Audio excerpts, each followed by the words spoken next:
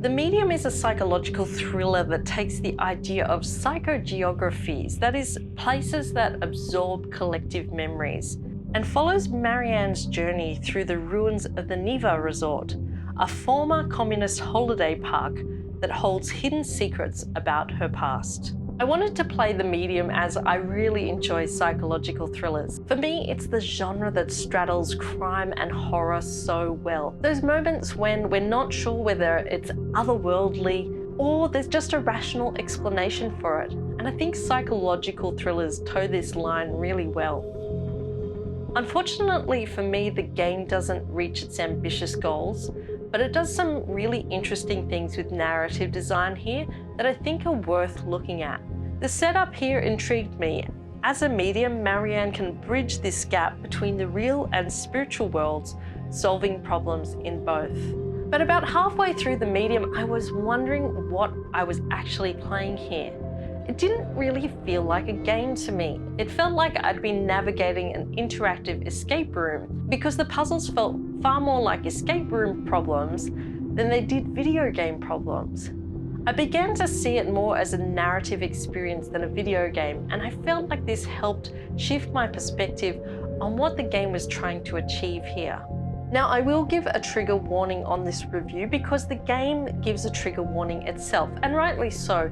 This is a game that deals with strong themes of sexual abuse and institutionalized violence. So if that's a trigger for you, I would stay away from this game. I think it's important that video games address dark themes. I don't think it quite hits the mark here, and there's a few reasons for that. And for me, the biggest reason is that I didn't necessarily connect with Marianne as a character. And I was trying to figure out why that was. And for me, the reason is that her medium skills are not actually a character trait. They're a skill she has. But apart from her skills as a medium, I don't get a full sense of who she is. I found myself more drawn to Thomas's story. Now, Thomas is a character you encounter through the game, and he has a severe conflict between his real and spiritual bodies. His spiritual self actually acts in contrary to his physical self. So for me, I found myself more intrigued by his storyline than necessarily hers. What have you done? At one point too, Marianne says to the abuser, "I'm not your judge, I'm just the ferryman." But shouldn't a story like this, dealing with some significantly dark themes about evil behaviors, have some form of judgment here? I felt like I couldn't connect with her because she didn't make those judgments. It put me at arm's length from Marianne that she wasn't willing to make judgments on the sins of those she ferried beyond the spiritual purgatory she walks. There are too many mixed ideas here for this to be a strong story. Early in the story, Marianne encounters a girl wearing a mask called Sadness, and it's unraveling Sadness's story that is the core of the medium. There are hints at demonic influences, political corruption, dual personality disorders from trauma, but none of these are really fully fleshed out for me. We're left at the end of the game wondering what really went on, and the ambiguous ending will leave many gamers dissatisfied. But there is one thing that the medium does well, and I think it's worth looking at, which is this idea of dual world problem solving. Now, this isn't unique to this game, but I think they do it in a really interesting way here, as I feel like it's something that could have been pushed much further as a narrative and problem-solving device in the story.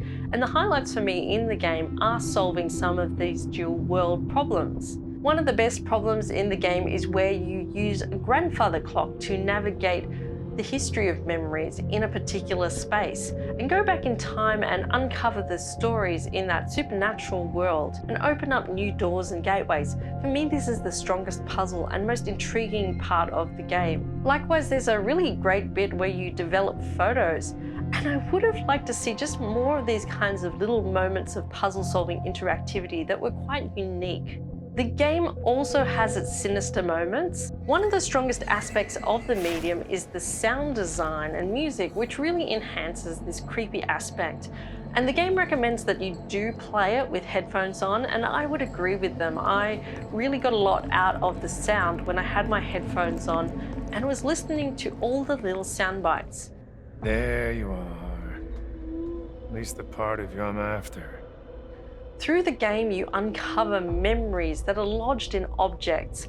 And by opening those up, you get these little sound bites that actually illuminate the backstory of the medium. Any son of Poland who collaborates with the oppressor. For me, I almost could have experienced this game as an audio-only experience because some of the audio techniques here were really great and really interesting. The narrative is significantly expanded by these audio bites that you find around the ruins of Neva Resort. So for me, they were a highlight of the game. The environment design also enhances this sinister tone, and they're inspired by a Polish surrealist artist. Unfortunately, I'm not going to attempt to pronounce the name because I know that I'm going to do a really bad job of it. I've just put his name on the screen there. But if you look up some of his art, it really does incorporate into the design of the medium. The psychological spaces that Thomas examines later in the game, the mind of Henry and the Red House, really evoke a lot of David Lynch's classic direction here. And while you're navigating the supernatural world, there are a lot of organic creatures. You know, there's polyps and coral-like formation, but there's also moths that could potentially kill you. And you'll need to use your spiritual barrier in order to navigate these and get to new locations. The biggest flaw in the game for me comes from the monstrous antagonist. Now, this was the biggest source of frustration for me as a player, and it was avoiding this monster who inhabited the real and psychological worlds. But it seemed to me almost like it was impossible at times to avoid him, no matter what I did, whether that was holding my breath or sitting still or not moving at all. And still, the guy caught me over and over again. And there was a point in which this happened about 10 times and I almost quit the game and didn't review it because of the frustration I had here. I almost feel like the game could have done without this and really hit into this puzzle solving, audio, narrative experience a lot more and not have to have this necessarily threat that you had to semi-combat with your spiritual barrier that only worked at certain points in time. It's worth also mentioning at points the haptic controller with PS5 doesn't exactly gel well with the medium. There's points where you can look around using the controller, but there's not that much to look at, so it would just be better off to keep the controller still and use the joysticks to navigate here. The game also uses the well-worn feature of Spidey senses in that you could press a button and see supernatural trails through the world, but it does make sense here that Marianne would have that skill as a medium, so I don't mind it being here at all.